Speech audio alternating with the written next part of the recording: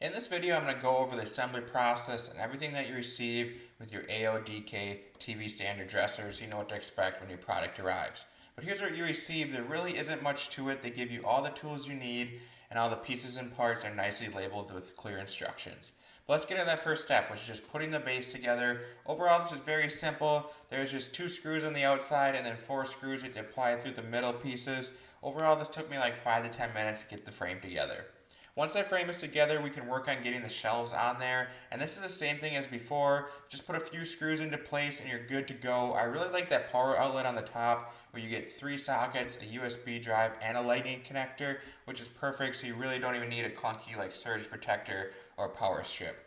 And now we can move on to the final step, which is just getting those drawers in there. They're very simple to put together. You basically just expand them, put the handles in, and you're good to slide them in and finish up this dresser. I was able to get the whole thing done in like 30 minutes. It was simple. All the instructions were clear and precise. But overall, I'm super happy with this dresser TV stand combo. I'm going to use it in my bedrooms. It was simple to put together, affordable. It checked all the boxes for me, so this gets 2 thumbs up.